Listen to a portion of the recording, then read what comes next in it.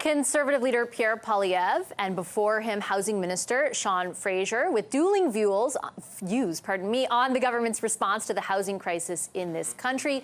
Those comments come on the heels of the Bank of Canada's decision to keep its key lending rate where it is. We've got some new data done exclusively by Nanos Research for Power Play, gauging where Canadians sit among that back and forth. When asked which federal party do you trust most on the issue of affordable housing, 25% of the Canadians surveyed said the Conservatives, 22% responded with the NDP, and 15% said the Liberals. It's of note that 22% of those surveyed said that they didn't trust any of the above. Let's bring in the front bench to unpack those numbers and the bank's decision. Former Deputy Director of Tax Policy for former Finance Minister Bill Morneau, Elliott Hughes, is here. He's now a Senior Associate with Summa Strategies. Former Alberta MLA and Cabinet Minister Gary Mar is with us. He's the President and CEO of the Canada West Foundation. Anne McGrath is the National Director of the NDP. She's here in studio. And Laura Stone is a reporter for the Globe and Mail's Queen's Park Bureau. Hello, everyone. Good to see you. Hi. Elliott, I'll start with you because I put the same poll numbers to the housing minister and asked him what he took from it. And I thought that his response is a bit different than maybe what we would have expected even 6 months ago. He said very clearly that it shows that Canadians are expecting more from the federal government on this file in particular. How much runway do you think they have to deliver on that? Well, I think it's clear the government does need to come up with some new measures, but I think it's also just as important when we talk about, of housing affordability. We need to remember that the government in place, Justin Trudeau, has indeed cut poverty in half over the time that he's been in government. He's introduced measures such as the Canada Child Benefit and many others, including the most recent one around the daycare program, including improvement to CPP, several programs that makes life more affordable for Canadians and therefore makes housing more affordable for Canadians.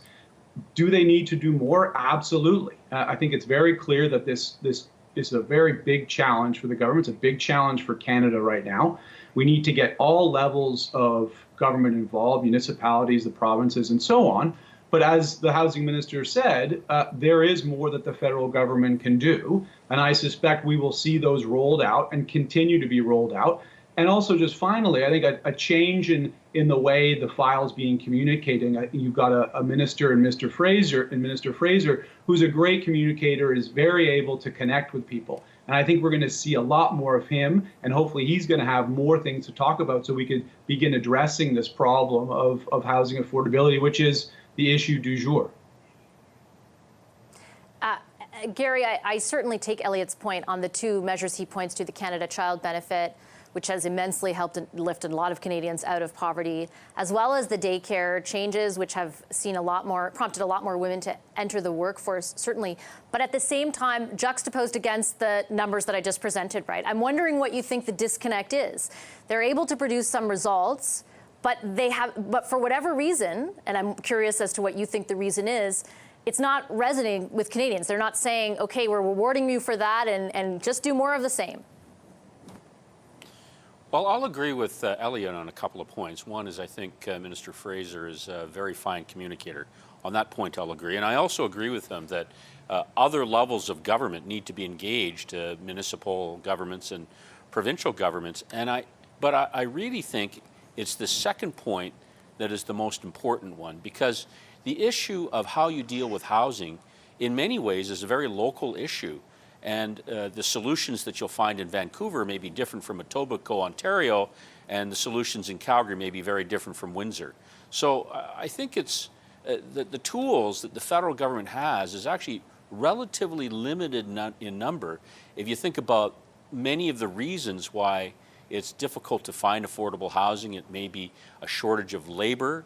And so you look in British Columbia, for example, they expect that over the next few years, up to 20% of the labor force in the construction industry is going to be of retirement age. Where are you going to find those people who are going to be able to construct your homes? In a place like in Calgary, it's a different circumstance. In the first half of this year, 51,000 new Calgarians came largely from other provinces of Canada because affordable housing is more affordable in the city of Calgary. People are cashing out of their big houses in Toronto for $4 million and buying a house that's, same kind of house except for half the amount, and they're banking the $2 million and planning on retiring 10 years early. So it's really the provinces and the municipalities that have the greatest number of tools to deal with this. Zoning is an example. The length of permitting is another example, both within the control of municipalities. Right. And if you look in the city of Toronto, about 2/3 of the city of Toronto is zoned only for single-family dwellings. That's something that the city of Toronto is going to have to deal with. I think, Anne, the point is well taken, right? This isn't just the federal government's problem, and we've seen that. We're going to talk about that in the next segment, for example, how it's transpired in Ontario. It's a provincial government issue. It's municipalities that oversee a lot of this and are facing a lot of pressure from constituents as well. But I don't think that takes away from the fact that people are looking to the federal government to offer relief of some kind, whether it be the housing crisis or something different. I found it so interesting that the finance minister today, for example, commented very specifically on the Bank of Canada's decision to hold the line on interest rate hikes, to not hike after premiers wrote letters saying, please don't raise rates anymore. What do you think that shows? Well, for one thing, I will say on the interest rate issue is that it's obvious that the three premiers who wrote about this are a Conservative, a Liberal, and an NDP premier. So it's pretty pressing. I will add my voice to those who say that Minister Fraser is a very capable minister and a very good communicator, but housing is not a communications problem. The successive Conservative and federal governments have removed themselves, the federal governments have removed themselves from housing as a responsibility. And we are getting mixed messages right now, where you had the Prime Minister say that it wasn't really a federal responsibility, but it absolutely is a federal responsibility. Yes, it goes across jurisdictions, but people expect their federal government to be in the business of making sure that they have a place to live that is safe, that is affordable. I think to that point, it's not just that people necessarily expect it, Laura, but the federal government itself, the Liberals, set that expectation to a certain degree, right? In 2017, and even more so when they rolled out their initial housing plan, but even more so in 2021, when a big, huge plank of their platform involved, being involved in housing. That's something that they have talked about fairly frequently. I think it's sort of a case of expectations that they set versus what they've so far been able to deliver on. And I'll add the caveat, like everyone said, obviously they're not the only people, they're not the only ones in this space. It's complicated. Yeah, I think the Liberals are late to this issue, quite frankly. We've heard certainly the Conservatives talking about this for quite some time, and they're the governing party, right? They've had other issues to deal with. We just went through 3 years of COVID. They got sidetracked on different things, and now they're trying to make up for lost time. And I think that's why you see the housing minister there showing some humility and a recognition that the Liberals do have to do more. I think what's really interesting about that poll, and what is probably pretty disappointing for the Conservatives as well, is how well the NDP is doing and how well the undecideds are doing. The Conservatives have been pushing this issue. None of the aboves, yeah.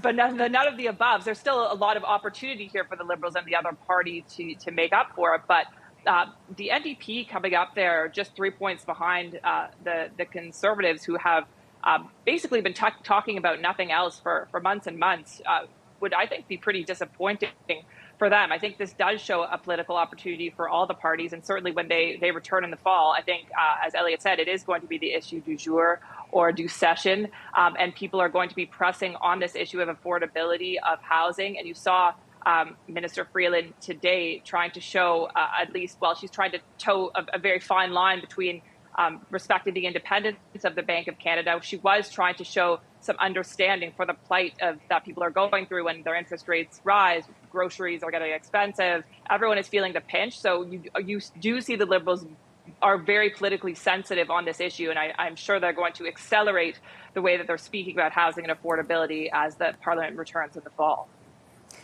Yeah, the minister told me earlier on the show, new measures on or before the fall economic statement. I'm going to take a quick break. I talked a little bit about how the issue of housing has